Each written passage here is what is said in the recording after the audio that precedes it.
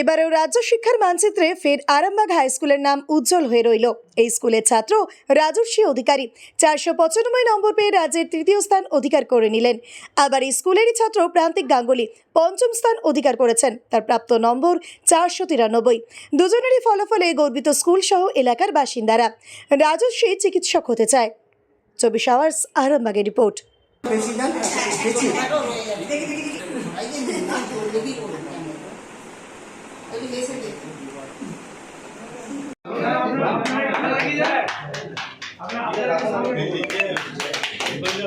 আচ্ছা স্যার কই রাজস্বী বাবা কই এই আসুন স্যার দেখি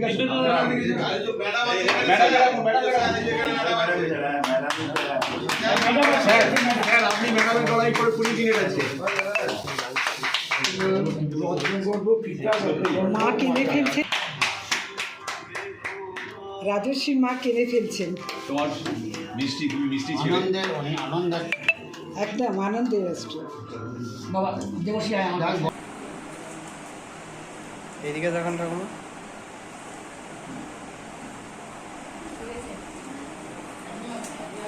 উচ্চ মাধ্যমিকে তৃতীয় স্থান অধিকার করেছি, 495 পেয়েছি 500-র মধ্যে।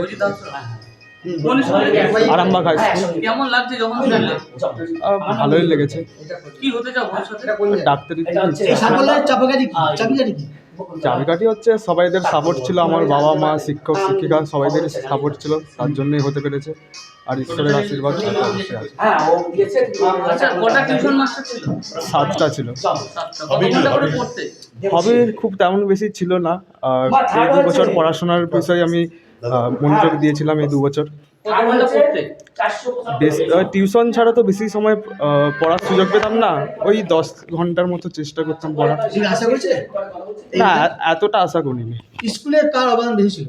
স্কুলে তো শিক্ষক শিক্ষিকা মহাশয় সবাইদেরই, আমাদের হেড স্যার সবাই, বিকাশ সুন্দর মহাশয় সবাইদেরই অনেক অবদান রয়েছে। বাড়িতে আমি উচ্চ মাধ্যমিকের থেকে প্রবেশিকা পরীক্ষাগুলোর উপর বেশি জোর দিয়েছিলাম, কারণ এখন তো খুব ভালো কলেজে ভর্তি হতে চাইলে প্রবেশিকা পরীক্ষার উপর বেশি জোর থাকবে। উচ্চ মাধ্যমিকের রেজাল্টের উপর তো খুব ভালো কলেজে ভর্তি হওয়া যাবে না। তো তার উপর মাঝে তো অনেক কিছুই ঘটলো, তো খুব বেশি আশাবাদী ছিলাম না।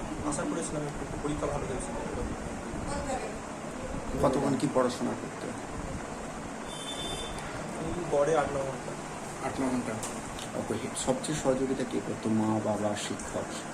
হ্যাঁ, সবার সহযোগিতা একটু আলাদা আলাদা ধরনের। তো হ্যাঁ, পরিবার সবসময় পাশ থেকে পরিবারের ভূমিকাটা সবচেয়ে বেশি আছে।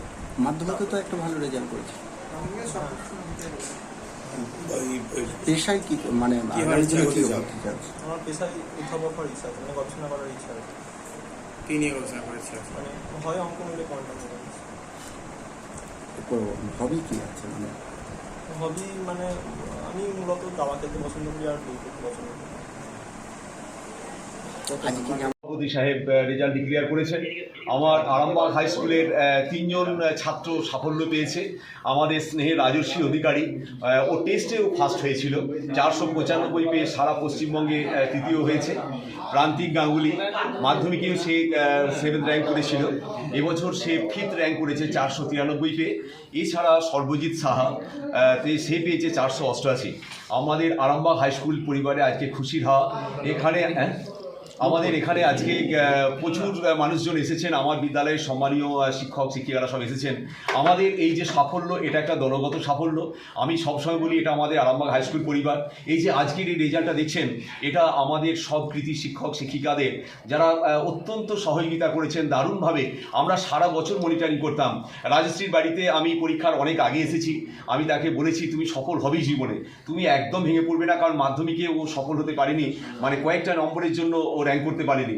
এটা ও পেরেছে। হ্যাঁ, 15 র্যাঙ্ক করেছিল, 10-এর মধ্যে আসতে পারেনি, ওর মনে দুঃখ ছিল। তো রাজশ্রীরা অনাগত ভবিষ্যতের ছেলে, এরা ভবিষ্যতে অনেক দূর যাবে, ও বড় ডাক্তার হবে।